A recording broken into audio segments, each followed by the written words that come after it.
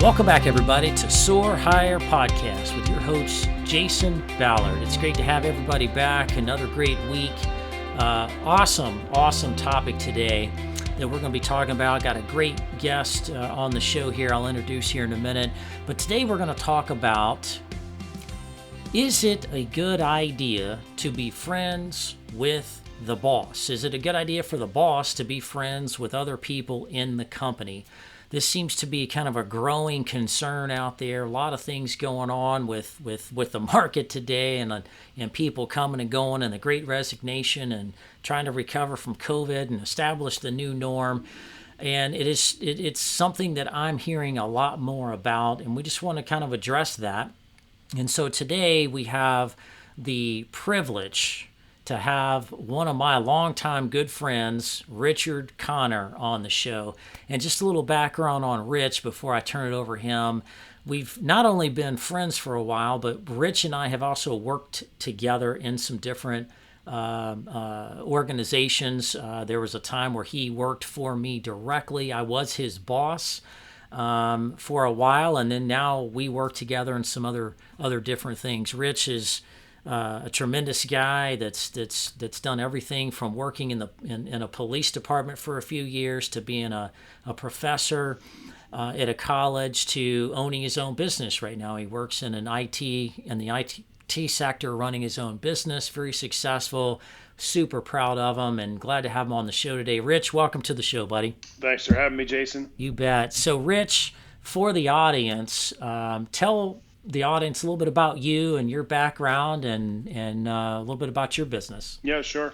You covered the high level things. I'll just talk about some of those details. Like you mentioned, I started my career out not too far off from high school. I did a couple of years of college and decided to go to the police academy, put myself through there, and became a police officer. Was there for about 5 years or so and decided to return to college, finish college. And right after that, I really liked the subject that I was learning about. I had a great rapport with my professors and decided that I wanted to do the same thing and become a professor. And I did some teaching as well. And I did that for about 4 or 5 years and decided I wanted to do something else and wanted to try the real world and go into the IT field, and worked at a couple big organizations, worked at some startups, and just got so good at interviewing that I decided to open my own business and work with multiple different companies. Yeah. No, you are quite the inspirational story for a lot of people. You kind of started out in New Jersey, I believe, and then just kind of continued to grow and just allowed yourself to take off, and you've gotten to a really great place. You got a great business, great family. So just a real privilege to have you on the show, buddy. Thanks for being here. Privilege being here. Thanks, Jason. All right. So, Rich, being out there in the world and working for different organizations, different cultures, and what have you, working with lots of different types of people that you have worked with. Let's kind of dig into this a little bit. A lot of people are challenged right now, especially some of the folks in the millennial generation and even some of the Gen Zers that are coming into the market. There's just some struggles, just some misunderstandings about things. Businesses are trying to be more casual and not as formal and not wearing coats and ties all the time, and just trying to create a fun place to work.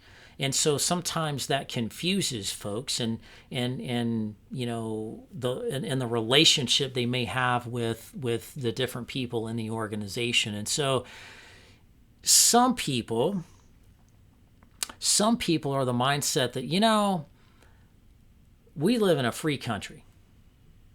This is America, home of the free, the whole 9 yards. Who cares who our friends are? As long as we go to work and we do our jobs, who cares if you're friends with whoever in the company, whether it's the boss or the CEO or a manager or a subordinate, or who cares? As long as we go to work and do our job, who cares what we do in our off time? And then some people are the mindset of, well, things need to be very clear cut, and this is how the boss and the leaderships do things, and here's what the employees and sub-level work front line employees do and supervisors do, and there's clear lines of delineation of who does what and who hangs out with who. And so we're kind of in this interesting dynamic of kind of almost like a mixture of that, and people are trying to navigate that. So Rich, being a police officer, one of the first jobs you started off doing, what was the police force like in New Jersey when you started off? What was the culture? How did they view people intermingling as friends or not there? Yeah, sure. So I imagine that a police department in New Jersey is not too far off from police departments across the country. There's pretty ingrained culture. In fact, somebody I went to the academy with, he actually moved out to Nashville and became a police officer there. And we talked about some of the similarities and differences, mostly similarities. The police department's an interesting culture. Some of the most offensive conversations you'd ever hear from a passerby happens within the walls of a police department. But it's almost a way of kind of having that separation of being very professional with the public and kind of being very relaxed and casual in the station. But there's politics there just like anywhere else. So you have to be careful about, who is in there in the room. Is there that hierarchy? Is that rank that you might say something a little too far over the edge to? And next thing you know, you have yourself in trouble. You're up in front of another supervisor with an internal investigation. But other than that, great relationships there.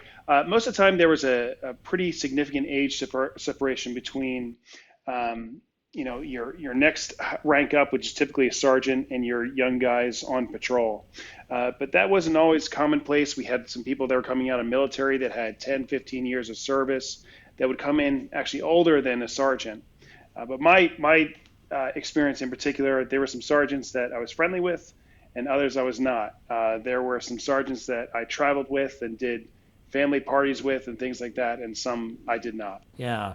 Now, was the police chief and the captains and the lieutenants and the detectives, the more ranking people in the police force, were they friends with everybody? Did they hang out with everybody after they left for the day?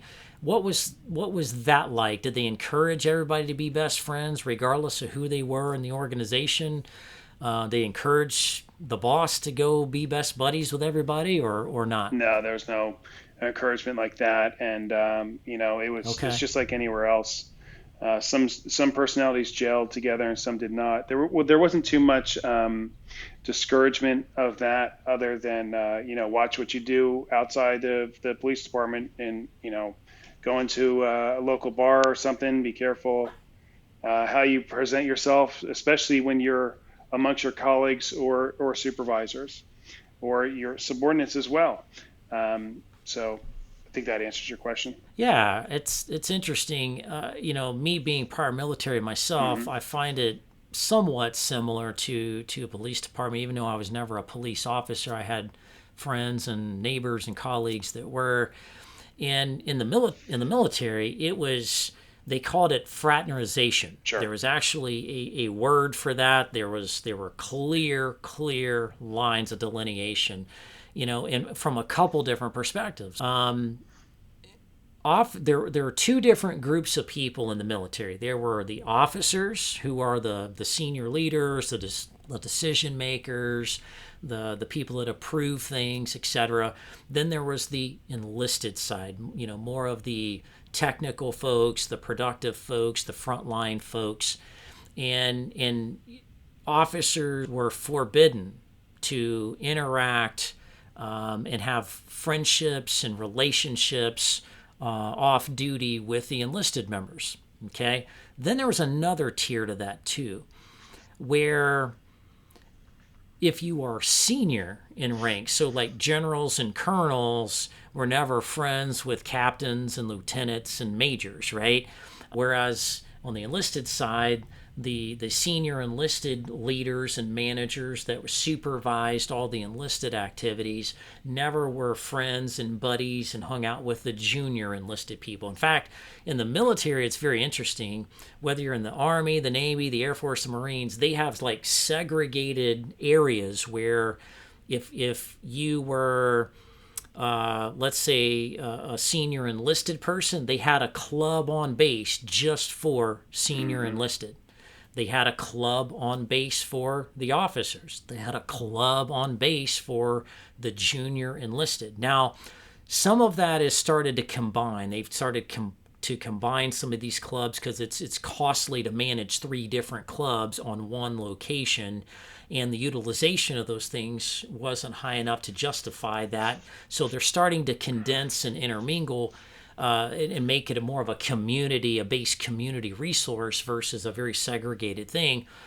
But in the military, man, it was very, and people got in trouble. People would get in trouble. We'd find people being friends and crossing those lines, and it created issues. And so, have you seen any of those things? Like when you were in the police department, did you see issues or think of a time where somebody maybe crossed that line and they engaged in a relationship? Was it good? Was it bad? What happened? Yeah, nothing too much like you've described. More nuanced, kind of smaller things. So one of the things that was kind of when you're brought in first day, kind of going through that orientation period, working with your training officer, you would have a ranking officer say, "Hey, in here, I'm Bob. Call me Bob. When we're out in the public, it's Sergeant or Lieutenant so and so." Make sure you make that clear distinction. And not all the young guys got that right away. They made some of those mistakes, so they learned pretty quick not to do that, because that was not just coming from one person. That was the culture, and it was expected that everyone adhere to that culture of respect, and making sure that in this one environment we can open things up, and we want to enjoy our day to day every day, because we know out there things can be very stressful. So we want to make sure that those rules are being followed. To your point about the clubs, one of the interesting dynamics about police work is that we are civilians. We're not segregated off from the rest of the community. We're living in the community, and the police department in particular that I worked in, I was not from there. However, most of the people that work for the police department were from there, lived there. They, went to restaurants there. They did things. They had friends from high school that worked there, friends from high school that they arrested, things like that. So it's an interesting dynamic. We had this one development where we had the chief of police, and then there was a sergeant, and then there was another patrol officer. They all lived in the same development. So it was an interesting place. So sometimes there were get-togethers, and sometimes there were, separated off, just like everybody else. Yeah, that's interesting. Now, let's contrast that. One of your next jobs you had was being a professor in a university. I would imagine there are some rules there about who you can engage with, who you cannot, what's appropriate, what's not. Talk to us a little bit about that engagement. What was maybe different about that than the police department? Well, definitely a lot more relaxed, not too many rules, other than just kind of the accepted rules. Again, there's usually a large age difference between the professors and the students, and also not. Professors weren't normally as social as the police officers. You could catch a cop out at a bar drinking at a restaurant so much. That didn't happen so much for in the professor world, teaching world. The professor world in particular, because not everybody lived in that town. Some of the professors did, but there were ones that would commute in, just like the students would. So I'd say there was more so of the unwritten rules about how you could interact with the students. Now, there's a big difference of culture for the tenured full-time professors and the adjunct professors and the teaching assistant, et cetera. So there were a lot different dynamics there. Interesting. I know one of the rules. I've got a couple of people that I know are professors, and one of the things they really preach all the time is, not interacting, in a friendship or anything with the students, right? So professor teaches the class, the student, goes to class, learns the information, takes the test, and they move on, right? Yeah, you can stay afterwards and ask questions and have a conversation about, learning and their growth and development in the class and passing the class. But there were very clear rules that professors and students were not to go to lunch together, not to hang out together, drink a beer together, and be quote unquote friends. Was that evident in the college you were at as well? It's tough for me to remember. One, I was a returning student, so I was a little bit older in general. Yeah. And I might be confusing my time between the undergraduate. It happened very quickly. I was an undergraduate and then graduate student, but pretty religiously at the end of every semester, definitely in graduate school, and I want to say even undergraduate school, we were out the bar with our professors drinking a beer to celebrate the end of the semester, like consistently. Now, this was a specific group of students that were a specific major, and that in particular subject was just those professors. So I mean, like my what do they call those classes? The ones, the general arts classes, and the ones you have to take. I don't know. Yeah. I never saw them again. I was one and done. But there was a tight knit community with our particular group, and age difference that I mentioned before, very vast. I mean, these were tenured, long time. Even the emeritus professors would come back for that end of the semester beer. So we had a great culture in that respect, and nothing ever went wrong. I mean, I had a pretty geeky major as a math major, so not a lot of there's a lot of staring at shoelaces even after the beer was set back down onto the table. I mean, the odds only came up just when the beer went back. No problems, nobody drinking and driving, nobody getting out of control. The professors usually left early. The students would hang back and catch up, Yeah. go at their normal pace. Well, that's interesting. I have heard of those things before, but those seem to be, I guess, more uncommon than common in the university setting. So that's interesting, and how they were able to make that work and not have problems. I think that's really And cool. like I said, that was definitely the case for graduate school, and it's not guaranteed that someone in graduate school is 21, but it's highly likely that they were of drinking age to begin with, a little bit more mature in their academic journey. But I believe I recall that some of the seniors would jump in there as well, that were part of the subject club, the math club, those kinds of things. So it was good. All right. So let's kind of transition us into kind of the civilian market, right? In getting out of education and police and military, kind of out in the real world, Sure. where people go to work at a company, they commute or they dial in and are working remote, however that is for them these days. What are you seeing different out there today than what you've seen as you've grown up through different organizations you've worked in your career? Well, I mean, the expectation was you get out of these restricted environments and everything just opens up. Everything's just a party and everybody's friends with everybody. But in a way, there's kind of more restrictions there because people just aren't used to it. I mean, even the things that I mentioned before, they're kind of a continuation of what you learn in school growing up. You've got your circle of friends, you've got the teachers, and there's a separation there. No students are ever hanging out with the teachers growing up, and there's that kind of authority and crossing boundaries, and some people can't get past that. That's just ingrained in them, and there's that separation. Whereas other people just realize that there does not have to be those rules, and they can cross them. They can cross over into that, not cross the rules per se, but cross over into that territory where, well, this person's older than I am, but I mean, they're not that different than I am. They've been in the place where I have been before, so we're not so different.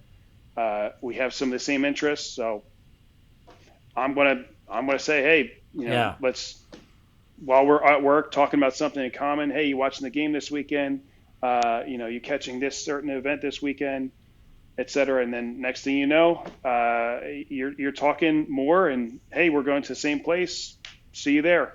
Cool after work event. And a lot of private industry will have those after work events already. So it's already kind of that hybrid social engagement. And with that can come problems of relaxing too soon. Yeah. Well, yeah, that's certainly a trend I'm seeing out there too, is companies are trying to find different ways to connect with people, create a social environment, a casual environment, whether that's building a some kind of a bar inside their facility, or ping pong tables, foosball tables, or whatever. They're adding some entertainment venues, or once a month they go, to some go-kart, putt-putt, golf thing, and everybody goes out and hangs out and does fun things like that. All good and well, but I think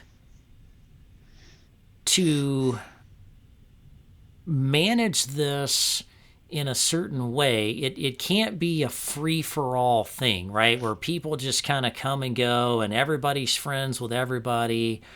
There has to be some type of expectation set, right?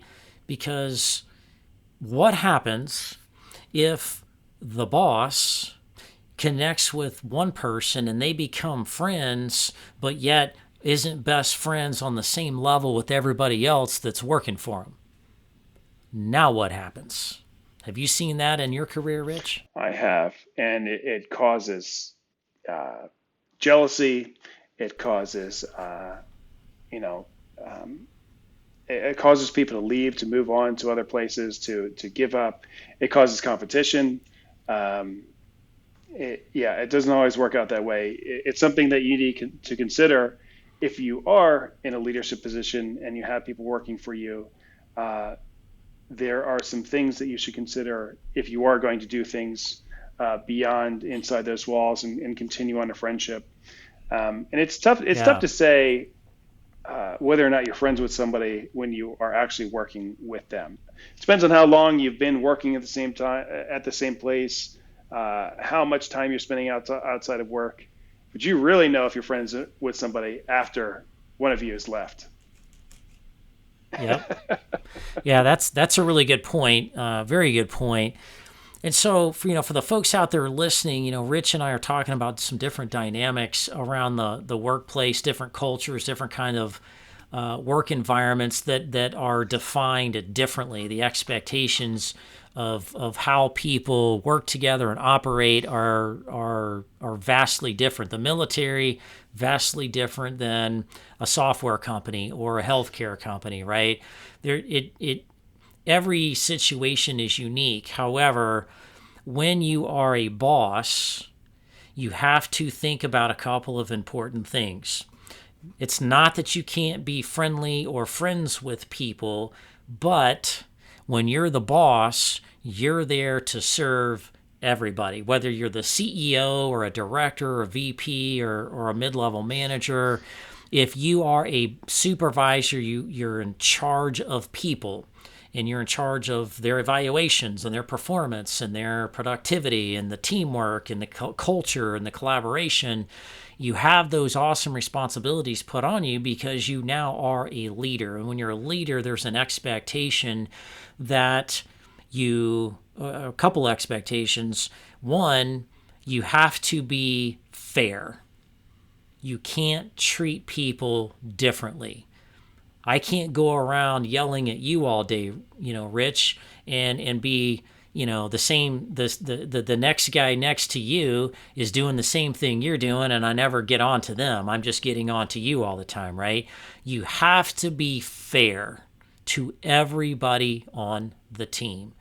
There's got to be equality on the team. Everybody is equal. Everybody has an opportunity. Everybody's a human. They're a person. They have intelligence. They have contributions. They have things that they're really good at, strengths, weaknesses. And as a leader, you have to be equal and give everybody equal opportunity for your time, equal opportunity to excel, equal opportunity to be promoted. And sometimes where I see people having challenges, and a lot of people come to me and want me to coach their folks in this space, is when, one, there's a lack of expectation. The leader's responsibility, it's not the subordinate's responsibility, it's the leader's responsibility to set an expectation. As soon as you become deemed the leader, the supervisor, the boss, the whatever title that may be, if you are in a management leadership position, one of the first things I would highly suggest to anybody is to set expectations of those around you. What time you need to be at work, and how we're going to behave, and who's going to do what, and how we're going to work as a team, and what success looks like, what high performance standards mean to you, and everything's defined and clear, and there's an expectation of fairness and equality and all of those things. So if you're listening to the show, I would recommend, if you're in that position, make sure your people are clear, but more importantly, make sure you step back and ask the question, am I setting a level playing field? Am I setting the same expectations for everybody? Am I fair in treating everybody fairly by the same definition? And am I treating everybody equally as far as how they perform, who gets a bonus, who gets rewarded, who gets an opportunity for a promotion or a special project or whatever that may be.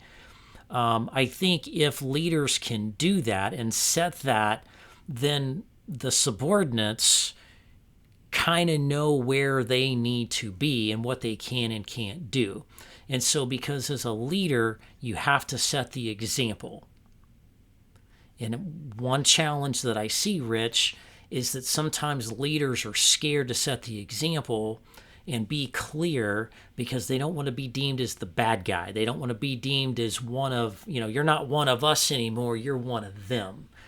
And they want to be liked, and they want to be popular. They want people to like them and give them that kind of recognition. So then they want to become friends with everybody, and sometimes that confuses people. Can you think of a time, Rich, where some of these dynamics would have come into play and it caused confusion and caused issues? So when a boss has gotten too close or been been focused on how the perception of their team on them.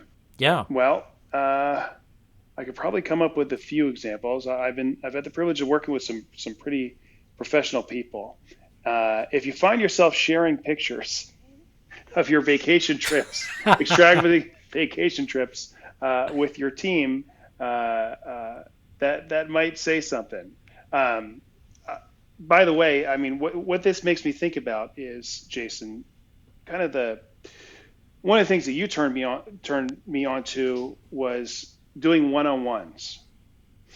And the format that I adapted was so I would split up into three parts. First part was, as a leader, you're talking to the person who's reporting to you. Tell me, how's everything going in your life? How are things going? You would be take an interest in their personal life as much as they were willing to share with you.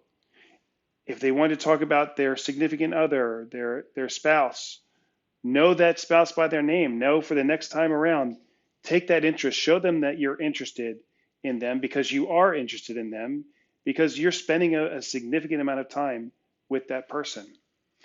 The next set is, hey, talk to me about your challenges. How's everything going here at work? And be engaged. Know coming in from that, from the last week, hey, you talked about this last week. How's that going this week? Any improvement there? Anything new come up from that? And then the final third of that is spent on, hey, you talk to me, is focused on career interests, either taking on more responsibilities or pivoting within where you are now, or maybe even interested in leadership position and engaging that.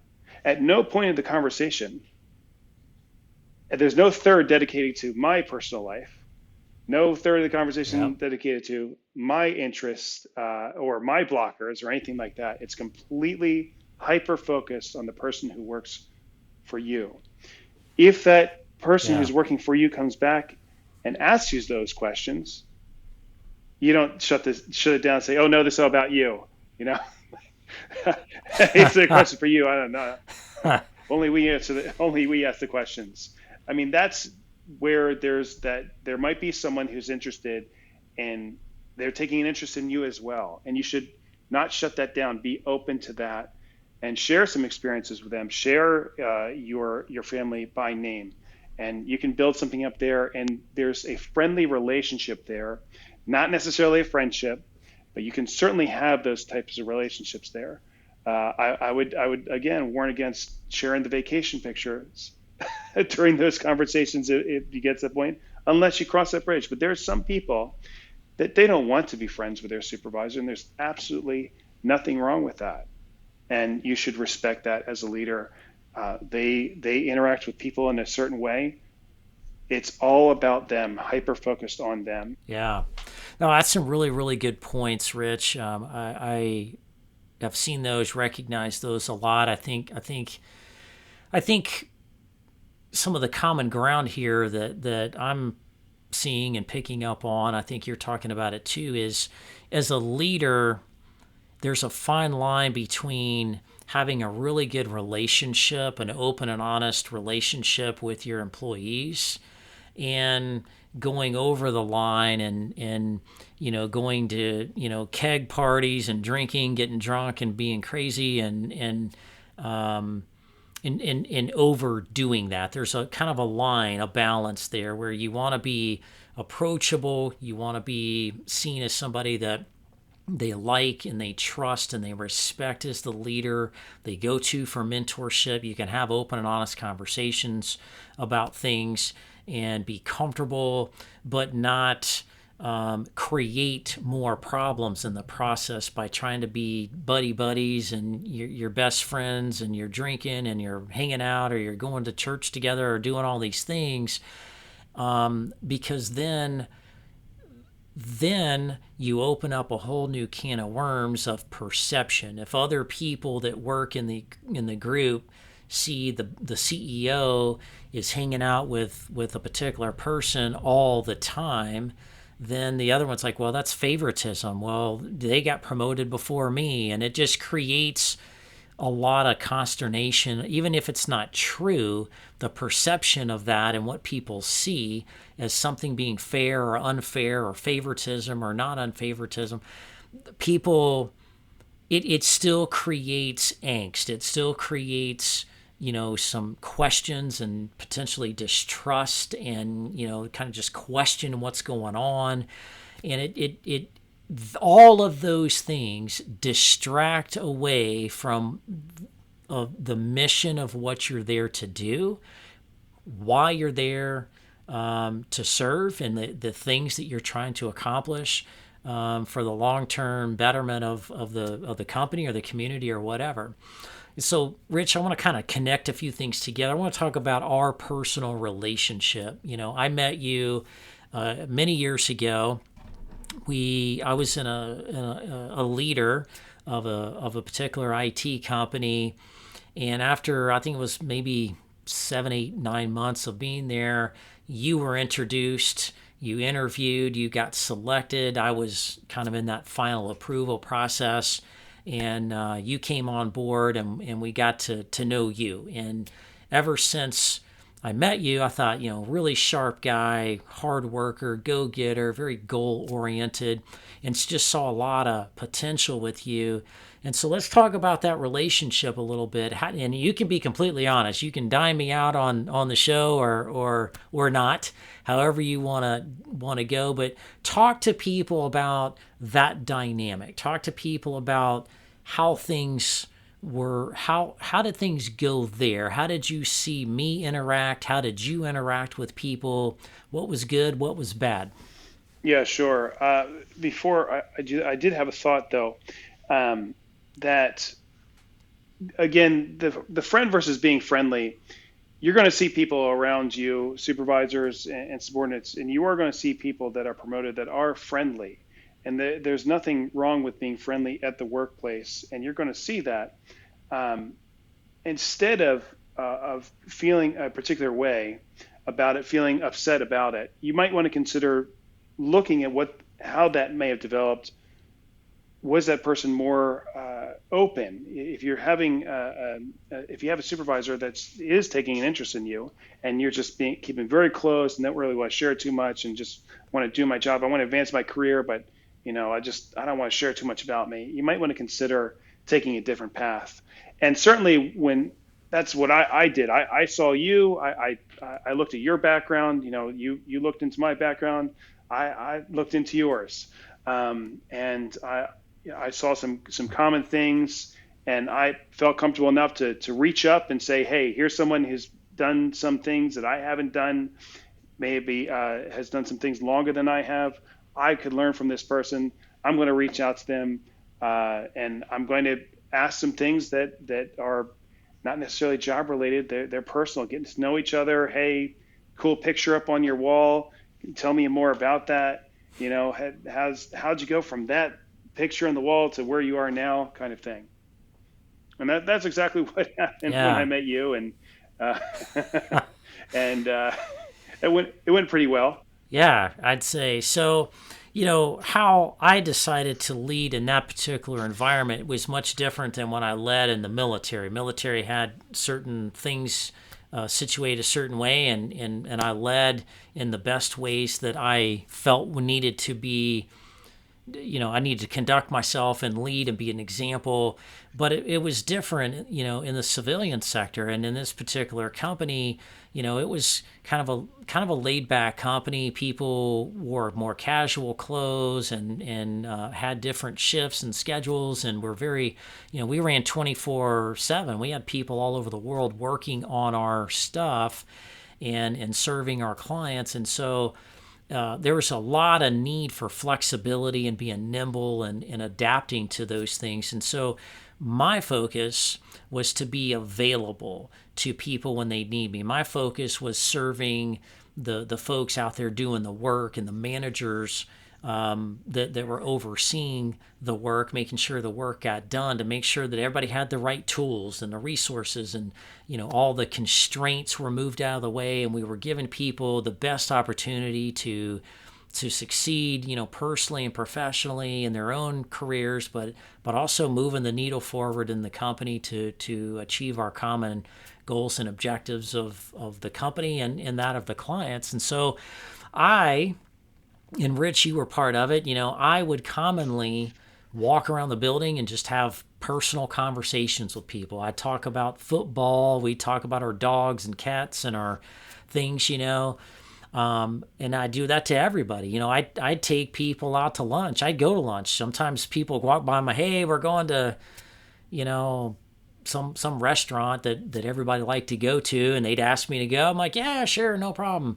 And I'd go with a group, and we go to lunch, but I would also go with other people when they asked me, right? I wouldn't just go with one group. And so I like to make myself accessible and just, get out there and have some fun and joke around, ask people how things are going. And that served me well as the leader there. And I think it seemed to serve other people well as well. Rich, you were a subordinate underneath me in that particular role. What was your perspective? How did I come across? How did I engage and deal with people? And did people perceive that as, good, bad, favoritism. I liked somebody, I didn't like somebody.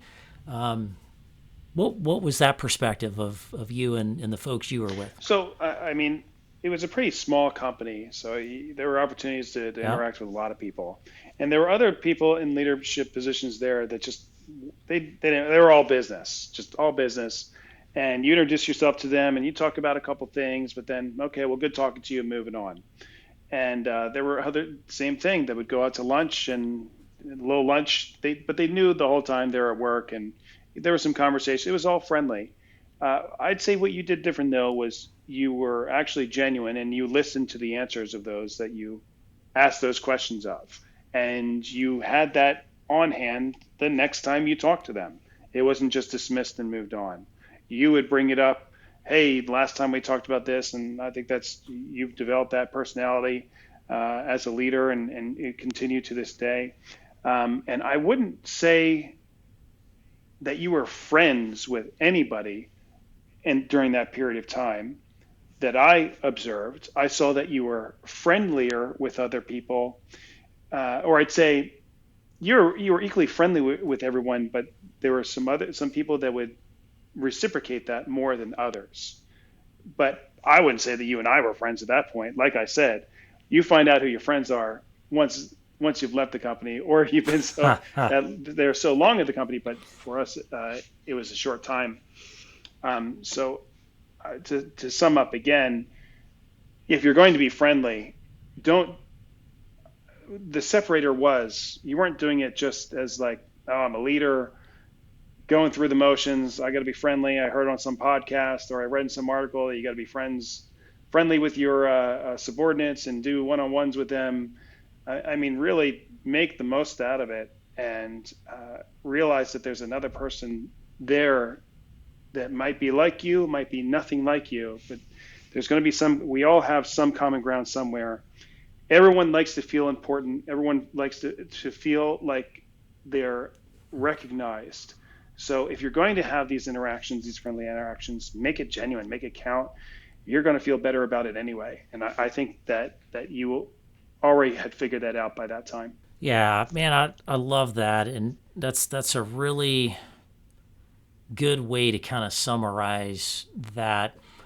At the end of the day, as we kind of wrap up the show here for today, at the end of the day, everybody's important. Everybody's valuable. Doesn't matter if you're a brand new intern, you're a frontline employee, mid-level or senior person or highly experienced person, no matter who you are, where you are in an organization. If you're in an organization, you're there for a reason. It's important. There's a need for you and your expertise and the value you bring to the table. And so you're there to serve the organization. The organization's there to serve, clients and community and the employees that work there, right? It's a very reciprocal relationship, or at least it should be. And so what you want to do, I think my advice, as well as yours here, as we kind of, help people, figure out what's right for them on this show as they're listening to the show, is make sure you set up an environment where everybody has value. They know their value. You work with them as a team. You bring them along together as a team. You treat people fairly and with equality. Everybody has an opportunity. And if you're a leader, you control the relationship. There's no point where you can be friends with somebody at work or have any kind of professional or personal relationship with anybody unless you engage. It takes two people to do that. And so I would encourage you as a leader is to be available to all people, whether you click with them or you don't click with them more than others. Always be available to every single person that works in the organization, because everybody has value and everybody has thoughts and ideas they want to bring to the table to contribute.